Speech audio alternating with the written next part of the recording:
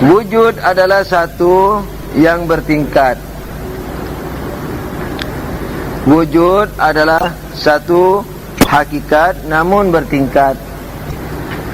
Yakni apapun yang membedakan antara satu wujud dengan wujud lain, maka hal itu tidak mungkin disebabkan oleh selain wujud itu sendiri. Sebab di luar wujud adalah kebatilan atau ketiadaan.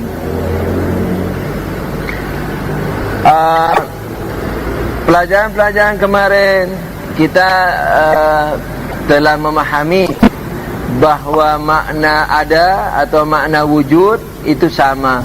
Di mana saja dipakai kata ada, itu maknanya adalah sama. Itu satu. Yang kedua, bahwa perbedaan yang ada, yakni di dalam kenyataan adalah ada, yakni yang berbeda-beda itu adanya, bukan esensinya. Istilahnya begitu. Jadi ada yang terbatas dengan esensi, itu yang terbedakan dengan ada yang terbatas dengan esensi lain. Istilahnya begitu. Kemudian sekarang, dengan demikian maka ada itu sebenarnya satu hakikat. yakni ketika ada dipakai di pohon, dipakai gunung, dipakai di langit, di Tuhan, di makhluk, semuanya maknanya sama. Maka dengan demikian, maka sebenarnya dia satu hakikat. Satu hakikat. Yakni kayak apa? Kayak pohon, satu hakikat. Tapi pohon itu ada apanya? Ada rantingnya, ada daunnya, begitu. Wujud satu. Karena dipakai di mana saja satu. Yakni yang membedakan daun pohon dengan ranting pohon, itu wujudnya, itu wujud yang berupa apa? Daun pohon misalnya begitu. Nah, ini masih penjelasannya ya. Jadi nanti argumentasinya sedikit-sedikit akan memperjelas maknanya. Nah, karena wujud itu dipakai di mana saja sama, apalagi karena dia dalilnya dulu apa? Dia lawan daripada tiada, dan tiada satu, maka ada juga satu. Nah, kalau satu, lalu perbedaan yang ada ini gimana?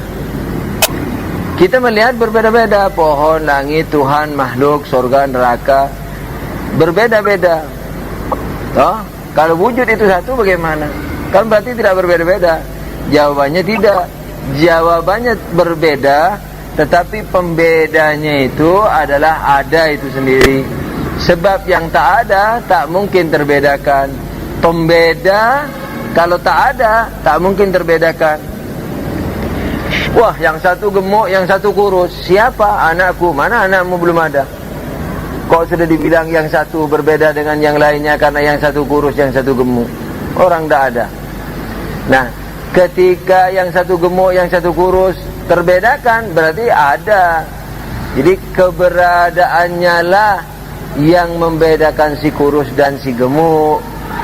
Keberadaan si kurus dan keberadaan si gemuk yang membedakan kekurusan dan kegemukan si gemuk.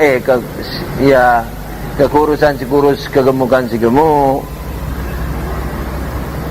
Kenapa begitu? Karena kalau tidak ada hal-hal yang tidak ada, tak mungkin menjadi pembedanya. Maka itu dulu pernah kita berdalil bahwa tiada itu satu, tak mungkin berbeda. Sebab kalau tiada itu berbeda, yakni lebih dari satu, berarti memiliki perbedaan.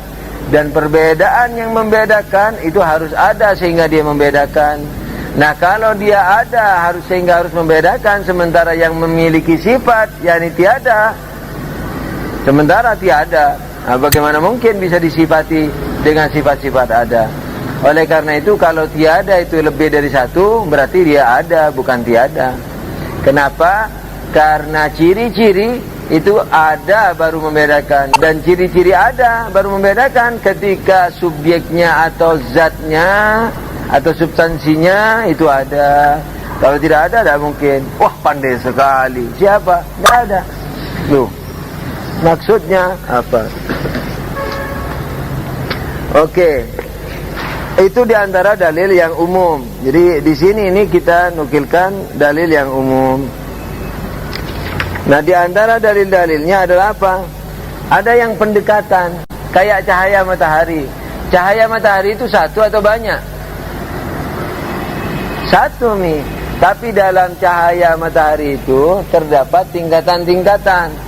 Ada yang panasnya ribuan derajat, ada yang panasnya ratusan derajat, ada yang panasnya puluhan derajat, ada yang panasnya satuan derajat. Kayak begitu. Yang membedakan derajat 1.000.000 dengan derajat 1.000 apa? Apa yang membedakan derajat 1.000.000 dengan derajat 1.000? Hah? Iya, nur cahayanya itu nih. Kita kan bicara cahaya sekarang. Cahaya 1.000 dengan cahaya 100, yang membedakan keduanya cahaya itu sendiri, bukan hal lain selain cahaya.